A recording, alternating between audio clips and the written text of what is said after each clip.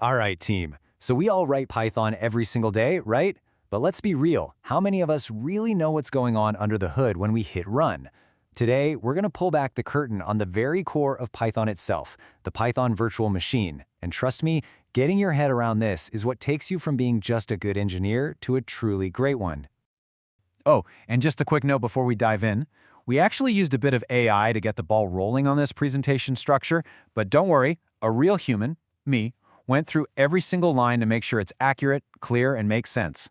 So yeah, no AI slop here, just the good stuff.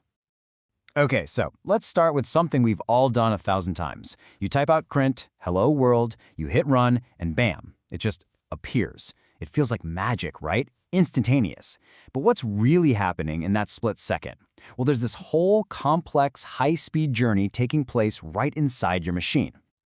So here's how we're going to break it down. First, we'll talk about the illusion that your code is just text. Then, we'll get into the two-step translation process, peek inside the engine room, trace our Hello World example all the way through, and wrap up with the big picture. All right, first section, the illusion. We've got to start with a fundamental truth. Your computer's processor, that CPU, it's a beast. It's super powerful, but it's also kind of dumb. It doesn't understand Python. It doesn't get C++ or Java. The only language it speaks is its own native tongue, machine code, just a stream of ones and zeros. So that beautiful .py file you just wrote, on its own, it's just a text file. Seriously, it has no more power to run your computer than a grocery list has to cook dinner.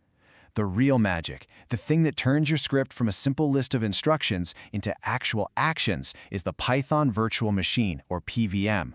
That's the engine. Okay, so how do we get from that plain text file to something the CPU can actually chew on? Well, it's a two-step translation journey, really, from Python to what we call machine code. So the first step involves something called the compiler. You can think of it like this. The main interpreter is the master translator, right? But before the master even sees your code, a junior assistant, that's the compiler, preps everything. It takes your .py source code and translates it into a special intermediate format. This is also the stage, by the way, where if you forgot a colon or messed up your indentation, bam, you get that syntax error. The compiler is your first gatekeeper. Then step 2 is the PVM, the runtime engine, which actually executes that intermediate code. And that special intermediate format has a name. It's called bytecode. This is the universal language of the Python virtual machine. It's not quite machine code, but it's a set of much simpler platform-independent instructions. You know those .pyc files you see pop up in your _py cache folders? Yep, that's this stuff. It's cached bytecode, which is exactly why the second time you run a script, it often feels a little faster. And check this out. Here's what that looks like. Our super simple one-liner, print, hello world, gets broken down into these smaller steps for the PVM. First, load name, which means go find the thing called print. Then, load const. Load up this constant string, hello world. And finally, call function. Now execute that function with that string. See? One line becomes 3 distinct, simple actions. It's a really elegant breakdown. Okay, so now we've got our bytecode. Let's actually go inside the engine room and see what the Python virtual machine does with it. You often hear people say that the interpreter loop is the beating heart of Python, and it's totally true.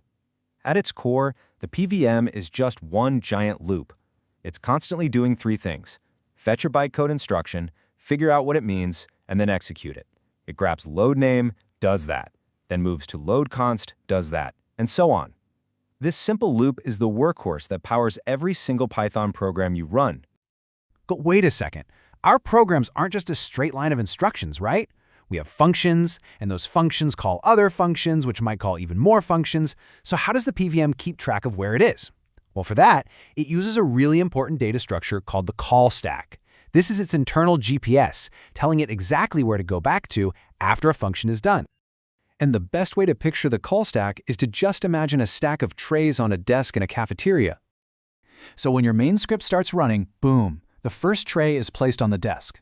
Now, let's say you call a function. A brand new tray, which we call a frame, gets stacked right on top of the first one. This new top tray holds all of that function's private stuff, its local variables, where it's at. And when that function finishes its job, its tray is just taken off the top of the stack. And what's underneath? the tray for the code that called it. So execution just picks up right where it left off. It's a last-in, first-out system, or LIFO. Super simple, but absolutely brilliant for keeping everything organized. All right, let's put it all together. We're going to trace our simple hello world from the moment you hit run to the moment it appears on screen, the whole journey. Okay, so here we go. Step 1, you hit run in your editor. Your IDE basically tells the operating system, hey, run python.exe and give it this file. Step 2, the OS finds the Python interpreter, loads it into memory, and hands over control. Step 3, now Python's in charge. Its compiler grabs your code and generates that bytecode we talked about. Step 4, the PVM's main loop starts churning through that bytecode, one instruction at a time. Now, step 5 is really interesting. When the PVM gets to the part for print, it doesn't actually draw letters on the screen itself. Instead, it makes something called a system call. It formally asks the operating system, hey, could you please display this text for me? And finally, step 6, the OS gets that request and tells your computer's graphics drivers to actually draw the pixels on your screen that spell out Hello World. So let's zoom out to the big picture. Why should you, as an engineer, care about any of this? What's the so what here?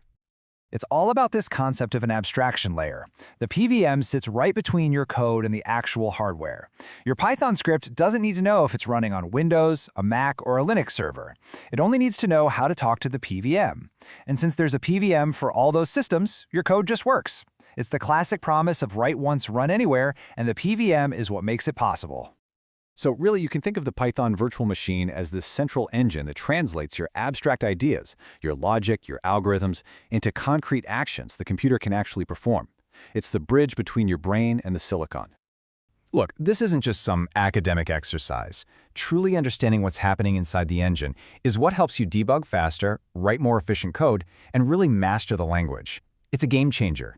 So now that you've seen inside the engine, I want you to think about this. What will you build with it? How is this going to change how you approach your code tomorrow?